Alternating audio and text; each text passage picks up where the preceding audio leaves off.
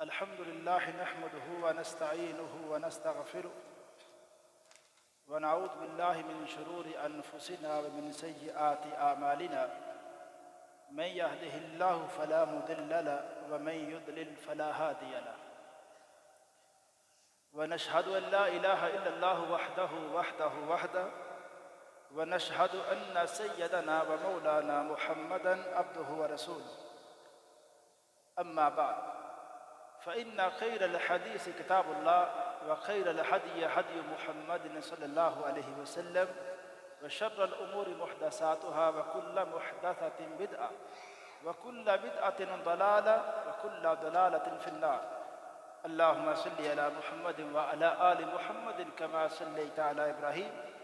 وعلى آل إبراهيم إنك حميد مجيد. اللهم بارك على محمد وعلى آل محمد كما باركت على إبراهيم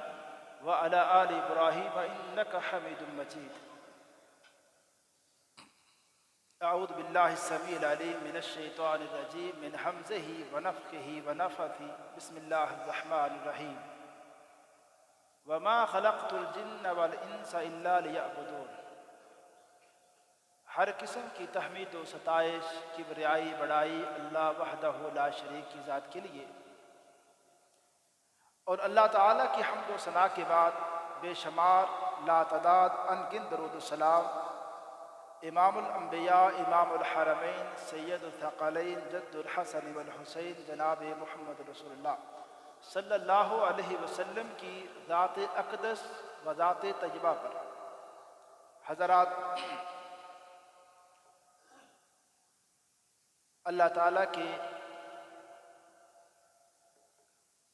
بنائے نظام میں جو مہینوں کے حوالے سے ہے، ان میں عظمت والا مہینہ رمضان المبارک چند دنوں کے بعد اس کا آغاز ہونے والا ہے.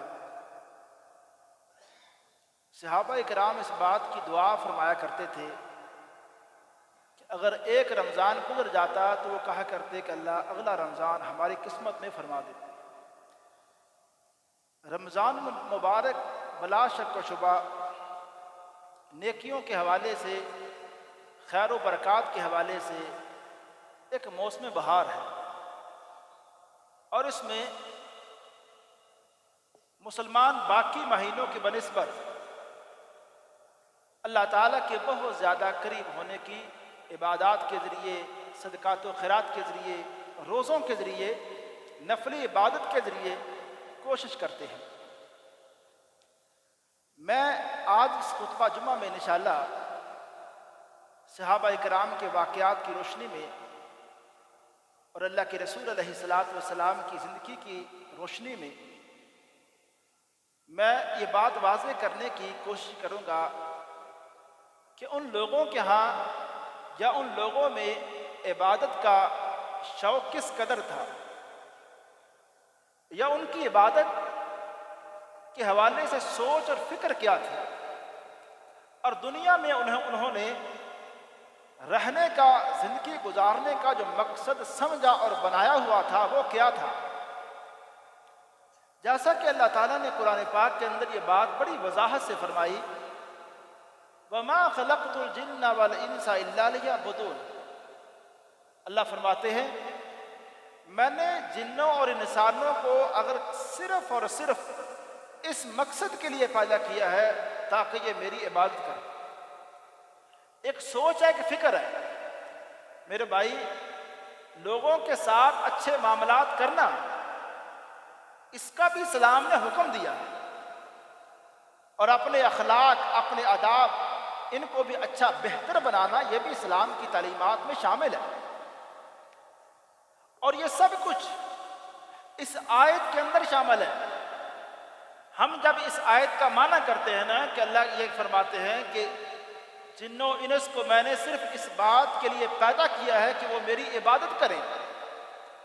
تو عبادت کا جو ہم معنی کرتے ہیں وہ نماز، روزہ، حج، زکوٰۃ، نفلی نماز، صدقات و خیرات، ہم عبادت کے مفہوم میں ان باتوں کو لیتے ہیں. حالانکہ عبادت کا جو صحیح معنی ہے وہ اتنا وسیع ہے. عبادت یہ لفظ بندگی سے ہے، یعنی اس کا اردو جو ٹرانسلیشن ہے اور یہ لفظ عبد عربی زبان کا جو لفظ ہے اس کا معنی سیدھا معنی غلامی ہے کہ اللہ تعالیٰ کی اللہ فرماتے ہیں کہ جن و انس کو میں نے اپنی غلامی کے لیے میں نے اپنی بندگی کے لیے پیدا کیا. اب اس بندگی کے اندر غلامی کے اندر نمازیں بھی شامل ہیں جو اس رب کا حکم ہے, روزے بھی شامل ہیں, زکوٰۃ خیرات حج یہ بھی شامل ہے, اور اس کے ساتھ ساتھ 24 گھنٹے کا جو اسلام کا نظام ہے زندگی گزارنے کے حوالے سے اسلام نے جو بھی ہدایات دی ہیں, جن باتوں کو کرنے کا اسلام نے حکم دیا ہے اور جن کاموں سے اسلام نے قرآن کے اندر روکا گیا ہے, منع کیا گیا ہے, احادیث کے اندر اس کو واضح صورت میں منع کر دیا گیا ہے, ان ساری باتوں سے رکنا اور جن کا اسلام نے حکم دیا ہے ان کو اپنانا, یہ سب کچھ اس لفظ عبادت کے اندر شامل ہے. عبادت کے لفظ میں دو طرح سے نظریات ہیں جو دونوں ہی غلط ہیں. ایک نظریہ یہ ہے کہ عبادات مثلا نماز روزہ حج زکوٰۃ بس ایک انسان اس کو زیادہ اہمیت دے, اپنے اخلاق اپنے معاملات لوگوں کے ساتھ رہن سہن ان میں وہ بندہ درست نہ ہو. اسلام کہتے ہیں کہ یہ بھی اس آیت کا جو مصداق وہ بندہ نہیں ہے. اسی طرح بعض لوگ یہ سمجھتے ہیں کہ بس لوگوں کی تخلیق کا مقصد یہ ہے کہ ایک دوسرے کی خدمت کرے, ایک دوسرے کے ساتھ اچھا رویہ اختیار کرے, اپنے اخلاق کو بہتر بنائیں, معاملات بہتر کریں, بس سچ بولیں, جھوٹ سے رکیں. بس ان باتوں کو جو ایک اچھا معاشرہ چلانے کے لیے یا ایک اچھا شہری بننے کے لیے جو انسان کو جن صفات کو اپنانا چاہیے, بعض لوگ یہ سمجھتے ہیں کہ صرف اصل انسان کی تخلیق کا یہ مقصد ہے. یہ بات بھی غلط ہے. انسان کی تخلیق کا جو اصل مقصد ہے عبادات, معاملات, اخلاقیات, ان ساری باتوں کو اپنانا, ان سب کا جو مقام ہے وہ ہمیں تسلیم کرنا چاہیے. میرے بھائی, سچ بولنے کا, اچھے معاملات کا ہرگز یہ معنی نہیں ہے کہ آپ نماز روزے کے حوالے سے اپنے لفظوں میں تحقیر لائیں. آپ نماز کا تذکرہ, روزے کا تذکرہ ایسے لفظوں سے کریں کہ لگے کہ آپ کی نظر میں, آپ کی سوچ میں نماز کی اہمیت نہیں ہے, روزے کا مقام نہیں ہے. تو حضرات, اسلام یہ چاہتا ہے کہ ایک انسان اعتقادات کے معاملات ہوں, عقیدے کی بات ہو, اگر ایک بندہ پوری زندگی سچ ہی بولے, اس نے ایک مرتبہ بھی جھوٹ نہیں میرے بھائی بولا, لوگوں کے ساتھ اس نے اچھے سے اچھا سلوک کیا ہے, نمازیں بھی پڑھی ہیں, حج بھی کیے ہیں, سب کچھ کیے ہیں, لیکن اسلام کہتے ہیں اگر اس نے جو پہلی سیڑھی عقیدے والی ہے, جو رب کو ماننے والی بات ہے, جو رسول پاک صلی اللہ علیہ وسلم کو ماننے والی بات ہے, اگر اس عقیدے میں وہ بندہ درست نہیں ہے, نہ اس کی عبادات قبول ہیں, نہ اس کے صدقات و خیرات, نہ یہ معاملات کسی کام کے نہیں. اسلام ایک مکمل نظام دیتا ہے ہر حوالے سے. تو میں اس میں صرف یہ بات آپ کے ذہن میں ڈالنا چاہتا ہوں کہ میرے بھائی اپنے ذہن میں اس بات کو پکا کریں کہ عبادات کا, نماز کا, روزے کا, حج زکوٰۃ کا, ان سب کا ایک مقام و مرتبہ ہے. ہمیں اپنے لفظوں میں, اپنی گفتگو میں اس کی تحقیر نہیں کرنی چاہیے. اور دوسری طرح اگر کوئی بندہ نمازی ہے, اگر کوئی بندہ اس نے داڑھی رکھی ہے, اگر ایک بندے نے صوم و صلات کا پابند ہے, تو اس کو بھی ان باتوں کا خیال کرنا چاہیے کہ نماز آپ کو ان باتوں کا حکم دیتی ہے میرے بھائی کہ آپ لوگوں سے اچھے معاملات کریں. اگر ایک بندہ, داڑھی والا بندہ, نمازی بندہ, اگر ایک بندہ معاملات میں درست نہیں ہے, تو آپ کو یہ حق نہیں ہے کہ اس کی نماز پہ بات کریں, اس کی داڑھی پہ بات کریں, اس کے لباس پہ بات کریں, آپ اس کے اس جھوٹ پہ بات کریں, آپ اس کے اصل معاملے کی جس میں وہ خراب, اس پہ بات کریں. اس لیے آپ یہ نہ کہیں کہ نماز اس کو صحیح سکھا رہی ہے, بلکہ ایک حدیث میں تو یہ بات آتی ہے کہ اللہ کے رسول علیہ السلام سے یہ بات کہی گئی کہ ایک بندہ ہے, تہجد کی نماز بھی پڑھتا ہے, لیکن اس میں چوری کرنے کی عادت بھی ہے, چوری بھی کرتا ہے, لیکن تہجد کی نماز بھی پڑھتا ہے. تو آپ نے یہ نہیں فرمایا کہ اس کی تہجد کی نمازیں پھر کدھر گئیں، یہ کیسا بندہ ہے؟ آپ نے فرمایا کوئی بندہ اس کی تہجد کی نماز پہ تبصرہ نہ کرے، ان قریب وہ تہجد کی نماز پڑھتا رہا تو یہ تہجد کی نماز اس کو اس چوری سے روک دے گی، اس برے عمل سے وہ بندہ رک جائے گا۔ اگر ایک دن اس کو نماز کے اندر پتہ چل گیا کہ نماز کیا ہے، میرا اپنے رب سے کیا مکالمہ ہے، یہ نماز مجھے کیا سکھاتی ہے، ایک مرتبہ اس نے قرآن کا یہ میسج یہ پڑھ لیا کہ نماز کے حوالے سے قرآن کہتا ہے کہ نماز اقم الصلاۃ، نماز پڑھیے، تنہا عن الفحشاء والمنکر، یہ نماز ہے جو آپ کو ہر طرح کے برے کام سے روکتی ہے، یہ نماز کا درس ہے۔ تو صحابہ کرام کے اندر جو عبادات کے حوالے سے شوق تھا وہ کیسا تھا، اور ان واقعات کی روشنی میں ہم نے جائزہ لینا ہے کہ ہم نے اپنا رمضان کیسے گزارنا ہے، اور ہم نے اپنی عبادات کے حوالے سے ہماری سوچ، ہماری فکر کیا ہونی چاہیے۔ اس میں صحابہ کرام کا ایک گروہ اللہ کے رسول علیہ الصلوۃ والسلام کے پاس آتا ہے، اور آپ سوچیں کہ صحابہ سوچتے کیا تھے اور انہیں کس بات کی فکر تھی۔ ایک گروہ آیا فقراء کا، غریبوں کا، کہنے لگا اللہ کے رسول علیہ الصلوۃ والسلام ہمیں ایک پریشانی ہے، ہمارے بھائی جو امیر آدمی ہیں، مالدار ہیں، وہ ہم سے نیکیوں میں، مقام و مرتبے میں وہ ہم سے آگے بڑھ گئے۔ اس کی وجہ کیا ہے؟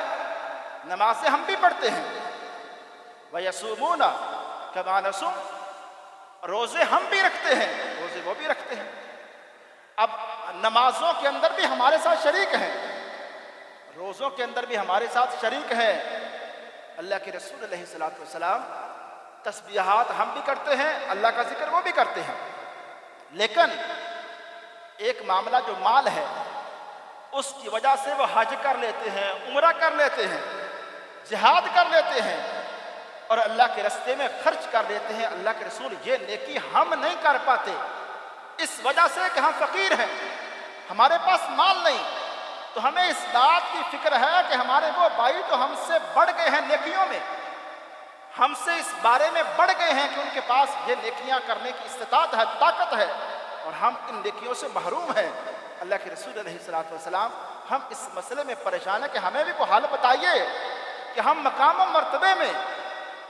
ان ایسی نیکیوں میں، اور ان نیکیوں کی وجہ سے جو انہوں نے مقام و مرتبہ حاصل کر لیا ہے، اللہ کے رسول وہ مقام و مرتبہ ہم کیسے حاصل کر سکتے ہیں؟ انہوں نے یہ بات نہیں کہی کہ اللہ کے رسول ہمارے گھروں کے حالات ٹھیک نہیں ہیں، ان کے پاس پیسے ہیں، ان کے پاس وسائل اچھے ہیں، ان کی زندگی خوشحال ہے، ہم غریب، ہم تنگ دست ہیں، ہمارے پاس کھانے کے لیے چیزیں نہیں ہیں، ہمارے پاس رہنے کا اچھا نظام نہیں ہے۔ اللہ کے رسول ہمارا نظام، ہم تنگ دست ہیں، ہمارے حالات اچھے نہیں ہیں، حالات کی تنگی کی کوئی شکایت نہیں کی،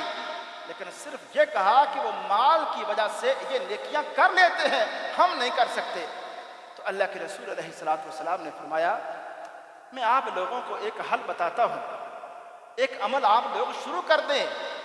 اگر آپ لوگوں نے وہ عمل شروع کر لیا تو ان مالداروں سے ہر طرح سے اللہ کے ہاں آپ مقام حاصل کر لیں گے۔ انہوں نے کہا اللہ کے رسول لازمی بتائیے، ہم تو اسی فکر میں ہیں۔ آپ نے فرمایا نماز کے بعد جب بھی نماز پڑھو تو ہر نماز کے بعد 33 مرتبہ سبحان اللہ، 33 مرتبہ الحمدللہ، اور اسی طرح اللہ اکبر، یہ تسبیح، اور ساتھ لا الہ الا اللہ وحدہ لا شریک لہ لہ الملک و لہ الحمد وہو علی کل شیء قدیر، اور بعض روایتوں میں یحیی و یمیت کے الفاظ بھی ہیں کہ یہ تسبیح آپ نماز کے بعد پڑھ لیا کریں تو آپ ان کے ہاں ایک جو مقام و مرتبہ مال کی وجہ سے وہ لے گئے ہیں، اللہ کے ہاں آپ بھی وہ مقام و مرتبہ حاصل کر لیں گے، بلکہ ان سے آگے بڑھ جائیں گے۔ وہ صحابہ وہ ایک دوسرے کو خیر کی بات بتاتے تھے، ایک دوسرے کی رہنمائی کرتے تھے۔ کچھ دن جب انہوں نے وظیفہ کیا نا تو اپنے ساتھ والے جو امیر آدمی تھے، مالدار تھے، ان کو بھی بتا دیا، کہا کہ پتہ ہے اب جب تم لوگ اپنے مال کی وجہ سے جو نیکیاں کرتے تھے نا، اب ہم بھی ایک نیکی ہم نے بھی شروع کی ہے، اللہ کے رسول علیہ السلام نے ہمیں بتائی ہے۔ انہوں نے کہا وہ کیا بتائی ہے؟ یہ نیکی بتائی ہے۔ اب جب یہ سنا انہوں نے بھی وہ نیکی شروع کر دی۔ اب پھر وہ فقراء، پھر وہ غریب لوگ اب صرف اس مسئلے کو لے کے پریشان ہیں کہ ہم اپنے بھائیوں کا مقابلہ کیسے کر سکتے ہیں، ہم اپنے بھائیوں کے برابر کیسے ہو سکتے ہیں۔ اللہ کے رسول علیہ السلام کے پاس دوبارہ آئے۔ اللہ کے رسول اب پھر وہ ہم سے مقام میں بڑھ گئے ہیں۔ کیا ہوا؟ اللہ کے رسول جو وظیفہ ہم کرتے تھے انہوں نے بھی کرنا شروع کر دیا ہے، تو اب مال کی وجہ سے وہ نیکیاں جو وہ کر رہے ہیں ہم نہیں کر سکتے، اس وجہ سے ہم نیکیوں میں ان سے پیچھے ہیں، وہ آگے ہیں۔ آپ نے پھر اس پہ تبصرہ کیا، فرمایا یہ تو اللہ کا فضل ہے، یہ تو اللہ کا فضل ہے، جو رب جس پہ چاہے کر دے۔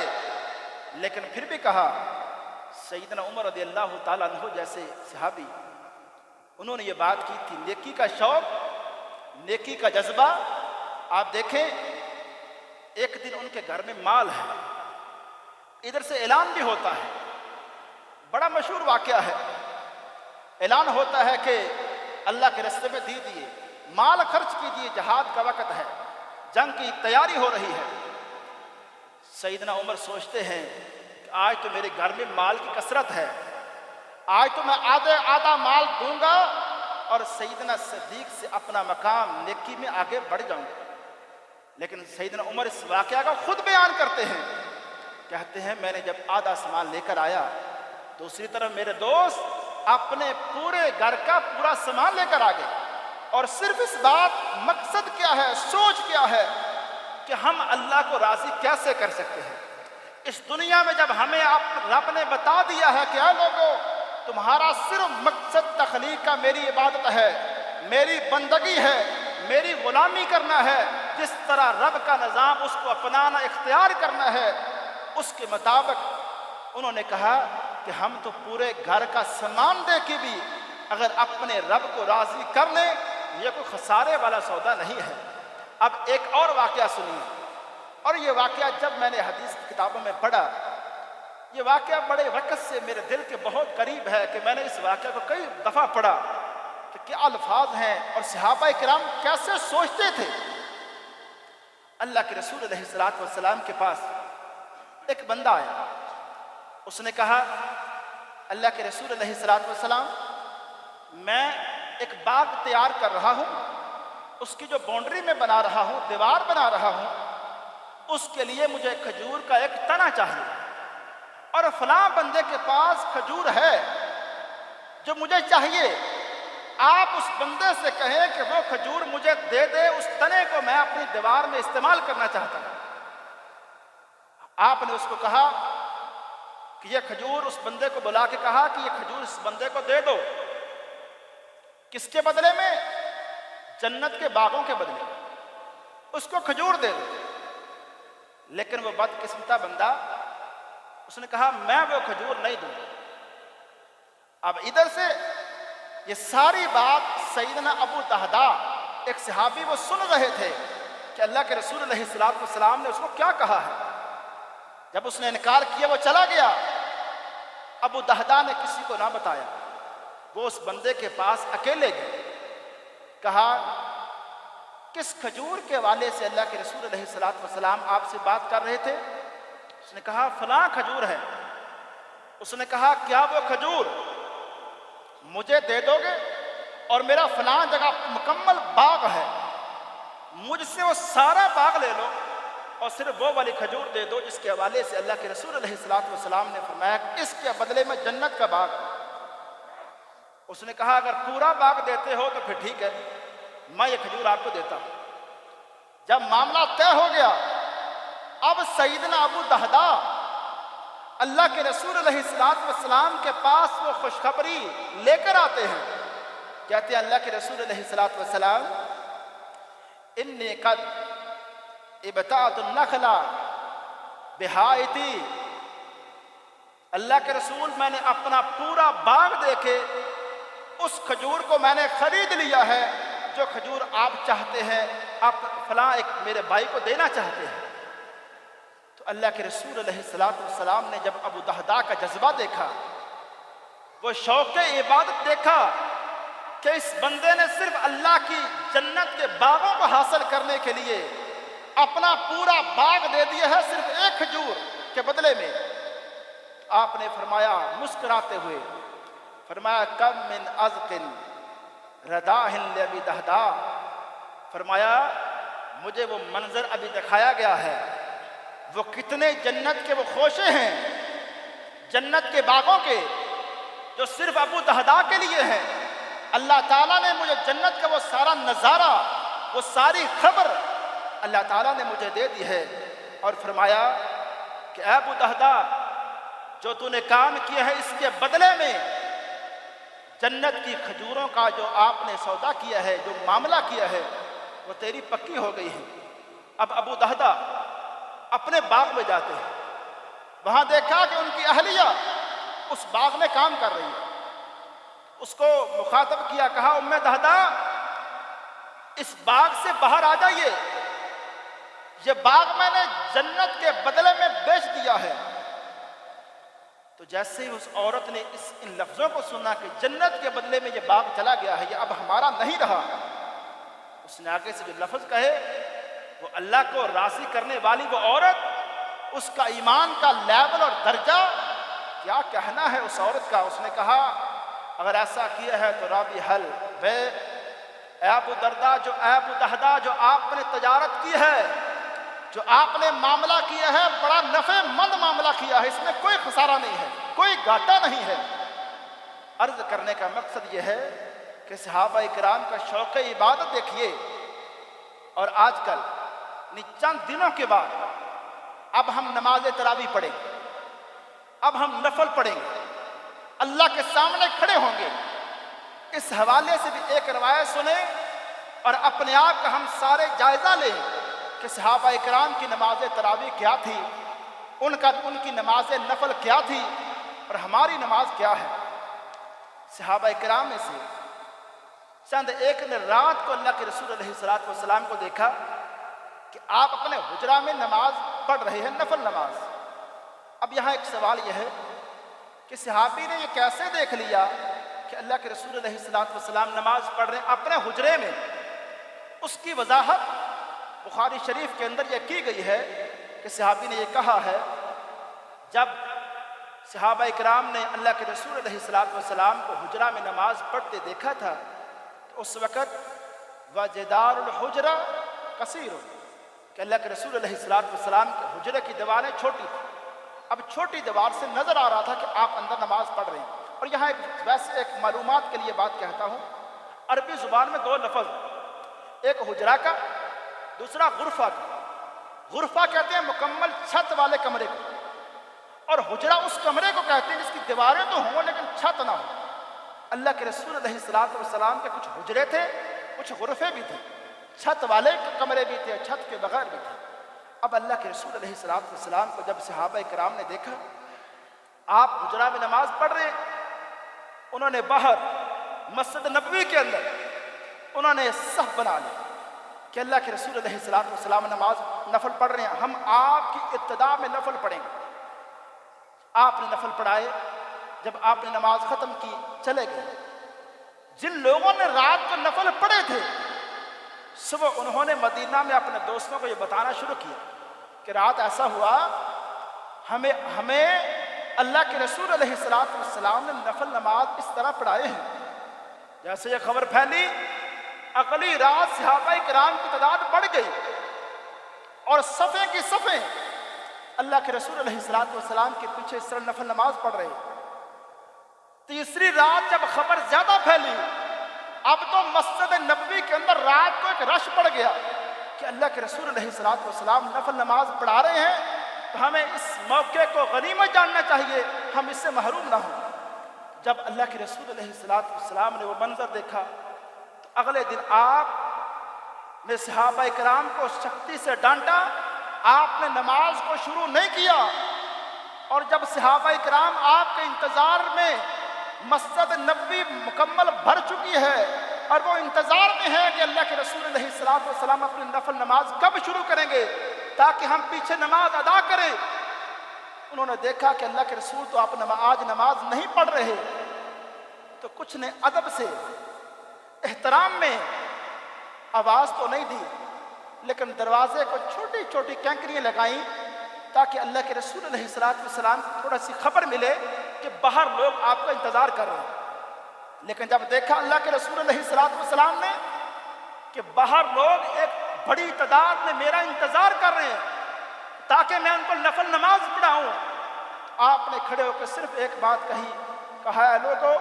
میں اس بات سے ڈر گیا ہوں کہ یہ والی نفل نماز اور تمہارا عبادت کا شوق دیکھ کر اللہ تعالیٰ کہیں اس نفل نماز کو، رات کی اس نماز کو تم پہ فرض نہ کر دے، اس لیے آج میں نے نماز تمہیں نہیں پڑھائی اور آج نہیں پڑھاؤں گا۔ آپ یہاں دیکھیں صحابہ کرام کے درمیان جھگڑا اس بات کا ہے کہ ہم نماز پڑھنا چاہتے ہیں،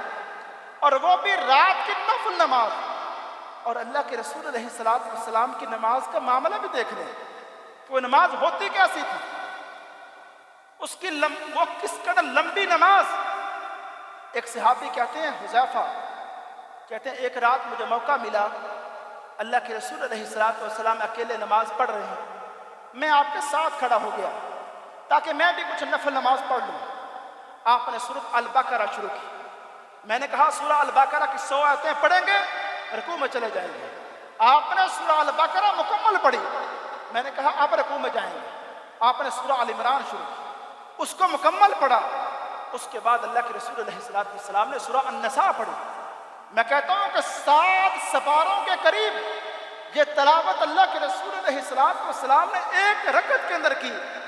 اس سے آپ اندازہ لگائیں کہ کائنات کے امام صلی اللہ علیہ وسلم کی نماز تراویح یا نفل نماز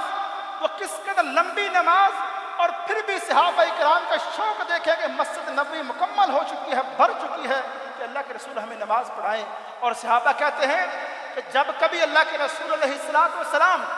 ہمیں نفل نماز پڑھاتے، ہم پیچھے پڑھتے پڑھتے پوری رات ہو جاتی، اور ہمیں اس بات کا ڈر ہوتا کہ سحری کہیں آج رائی نہ جائے، ہمیں اس بات کا خوف ہوتا تھا، خدشہ ہوتا تھا۔ میں ان باتوں سے صرف پہلے اپنے آپ کو، پھر آپ بھائیوں سے گزارش کروں گا، یہ ہے وہ شوق عبادت، یہ ہے وہ عبادت کا انداز کہ ہماری مسجدوں کے اندر بھی نماز کے وقت، فرض نماز کا وقت ہو یا نماز تراویح کا وقت ہو، میرے بھائی وہ روحانیت، وہ منظر جو نماز کے وقت ہونا چاہیے، انتہائی معذرت کے ساتھ سب سے پہلے میں اپنے اوپر افسوس کروں گا، آپ بھائیوں سے بھی گزارش کروں گا کہ وہ والا منظر جو نماز کے وقت ایک انسان کے اوپر ہونا چاہیے، اور مسجدوں کے اندر وہ والا ماحول روحانیت والا، اس سے مسجد، یہ مسجد ہو کوئی اور مسجد ہو، اس سے محروم ہے۔ نماز تراویح کے لیے بندے آ چکے ہیں، اور یہ شاید میں نے اپنے پچھلے خطبہ میں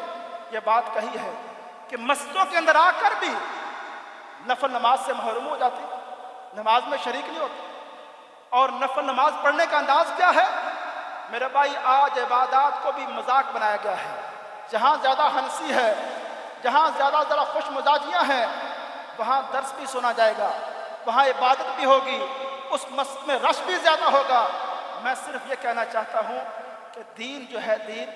اس کے معاملات، عبادت، یہ بڑی سنجیدہ معاملات ہیں، اور یہ ایسے معاملات ہیں کہ ہم اللہ تعالیٰ سے ایک تعلق جوڑتے ہیں۔ اور ایک بات میں شاید پہلے بھی کئی دفعہ عرض کی، امام زین العابدین رحمہ اللہ، ان کے حوالے سے، یہ جو ان کا اصل نام تو میرے خیال میں علی بن حسین ہے،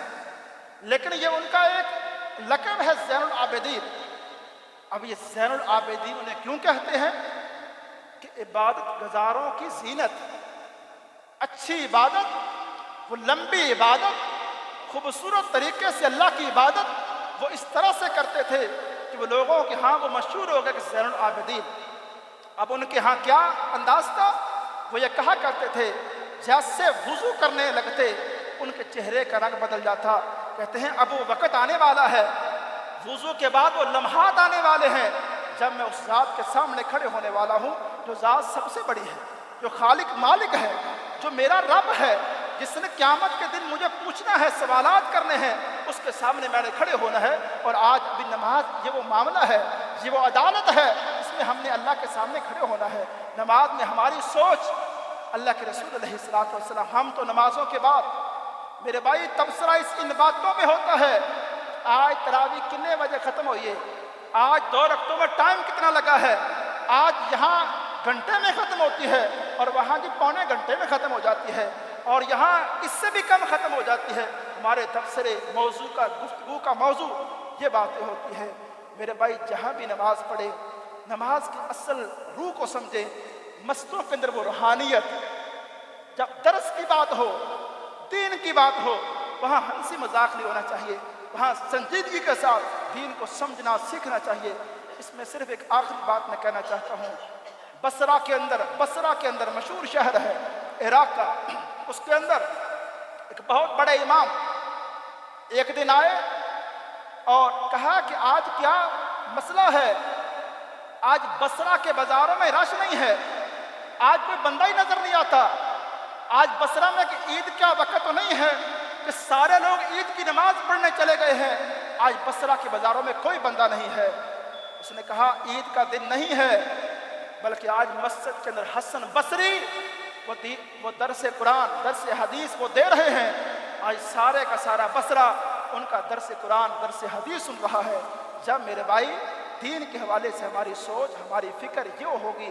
تب وہ ہمارے اندر وہ ایمان پیدا ہوگا کہ اگر نماز تھوڑی سی لمبی بھی ہو گئی ہے تو ہمیں یہ سوچ بھی پیدا نہیں ہوگی، یہ ایمان کی کمزوری ہے، یہ ہمارے ایمان اس قدر کمزور ہیں، تھوڑی سی نماز لمبی ہو جائے، تھوڑی سی گفتگو میں یعنی ایک درس لمبا ہو جائے، ہم اس سے اکتا جاتے ہیں۔ یہ ساری باتیں ہمارے ایمان کی کمزوری کی باتیں ہیں، اس بارے میں ہمیں اپنے معاملات کو درست کرنا چاہیے، اس پہ سوچنا چاہیے اور نماز کا جو اصل مقصد ہے اس کو ہمیں سمجھنا چاہیے۔ اور خاص طور پہ جو میں نے شروع میں عبادت کا معنی مفہوم بیان کیا ہے کہ عبادت کیا ہے، اس سے مراد صرف نماز روزہ نہیں ہے، ایک مکمل نظام ہے اللہ تعالیٰ کا، اس پورے نظام کو اختیار کرنا، اس کا نام عبادت ہے۔ وما علیہ الا البلاغ۔ الحمدللہ نحمدہ ونصلی علی رسولہ الکریم، اما بعد، ایک مختصر سا اعلان سماعت کا فرما لیں کہ انشاءاللہ ہماری اس مسجد کے اندر نماز تراویح 8 بجے، قاری صاحب 8 بجے انشاءاللہ 8 بجے عشاء کی نماز ہوگی، تو ہمارے قاری صاحب جو جمعہ کی جو نماز جو پڑھاتے ہیں، پچھلے سال بھی انہوں نے جو نماز تراویح ادھر پڑھائی، انشاءاللہ قاری صاحب اس دفعہ انشاءاللہ نماز تراویح پڑھائیں گے۔ تو انشاءاللہ جو آپ سارے ان کی تلاوت سنتے ہیں کہ مختلف عرب جو قراء ہیں مسجد نبوی کے، مسجد حرام کے، ان کی مختلف قراء کی آواز میں آوازیں تبدیل کر کے یہ مختلف قراء کی آواز میں انشاءاللہ کہ ہمیں نماز تراویح سکون کے ساتھ ہمیں پڑھائیں گے، تو ہم شوق کے ساتھ جو 8 بجے کا وقت ہے اس وقت کے مطابق ذہن میں رکھیں، 8 بجے انشاءاللہ عشاء کی نماز کھڑی ہوگی۔ اما بعد فإن خير الحديث كتاب الله وخير الهدي هدي محمد صلى الله عليه وسلم وشر الأمور محدثاتها وكل محدثة بدعة وكل بدعة ضلالة وكل ضلالة في النار. اللهم صل على محمد وعلى آل محمد كما صليت على إبراهيم وعلى آل إبراهيم إنك حميد مجيد. اللهم بارك على محمد وعلى آل محمد